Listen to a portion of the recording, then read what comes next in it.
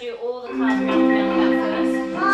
But how was all pushed them around? Okay, well you can push ones I should have. I don't run with them. I don't do a lot of, I guess, the physical rough housing, but that's what Dad's for. Let's go to the rescue. Meow, meow, meow. Amy MAGEROPOULOS isn't as active with her boys as she'd like to be. She's living with invisible injuries that require meticulous management. My life is not spontaneous by any means anymore. Everything is planned around my bowel habits and my pain thresholds. If I didn't have this photo, I probably wouldn't remember.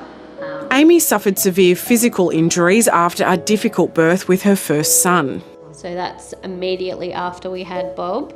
I was covered in blood and there was blood everywhere.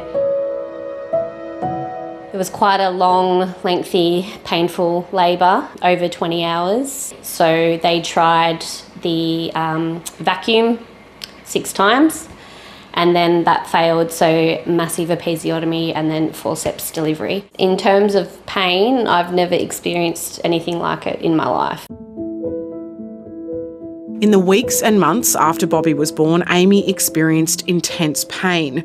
It was far from what she imagined time with her new baby would be.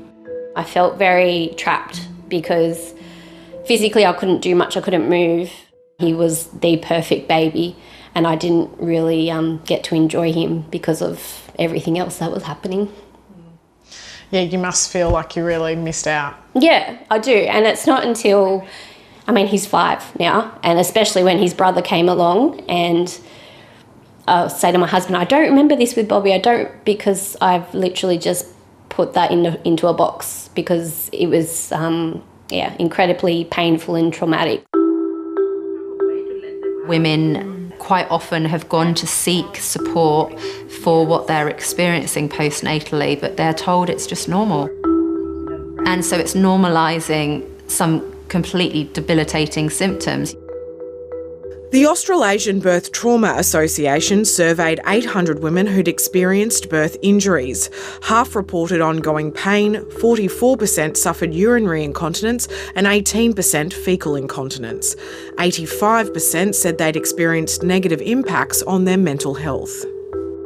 Birth trauma can be a physical event, it can be a forceps delivery that's very traumatic, or perineal trauma, or a big hemorrhage, or it could be your baby's being resuscitated in front of your eyes and you feel so helpless there's nothing you can do. It can be afterwards when the cascade of intervention occurs and women look back and say, I wish I'd never had that induction. I think I'm struggling a little bit with that. That's what I wanted to chat to you about today. For many women, these symptoms last a lifetime.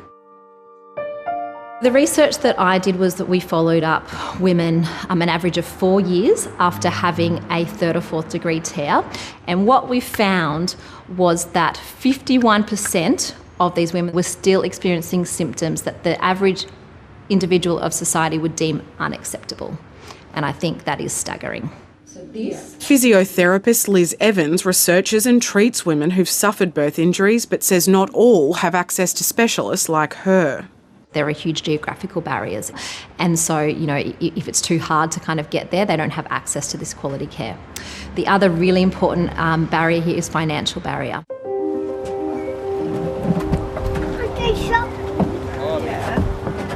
Despite having a straightforward birth, Belinda ISBISTER suffered a moderate prolapse and struggled to walk for months following.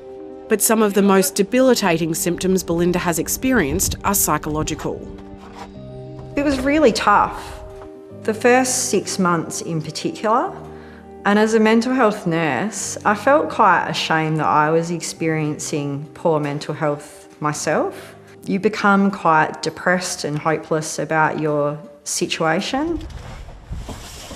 Nothing can prepare you for it. You don't want to watch the love of your life go through absolute hell, to be honest, and you don't know where to turn. And I suppose my family, we brought up being doers and fixers. Couldn't do anything. I couldn't do anything to help. Couldn't do anything to fix it. I didn't know where to turn. We need to be looking and checking in with women and birthing people and their physical and mental well-being at 6 months and a year, because unfortunately women are falling through the gaps. Before falling pregnant, Belinda had been a competitive equestrian athlete, but after her birth she struggled to return to the sport she loves. There was a lot of tears, a lot of anguish and anxiety. I love sport and I loved my riding. It's a huge part of my life, and the idea of not being able to do that was quite distressing. Hannah Darlin says mothers can have a better experience if they have access to the same midwife throughout their pregnancy, even if they've previously had a traumatic birth. They're more likely to be listened to, they're more likely to have the things that are really important to them or the things they do not want to happen to them actually valued and respected. Parents want better support and for longer after giving birth too. Information is key, information and education all the way. More than just a beer over a bar with a mate, you know, you need actual help. Here you go. I think any woman, whether there's complications or not, should be able to access some really good postpartum care, and that they give their bodies the best chance to recover from what is a major life event.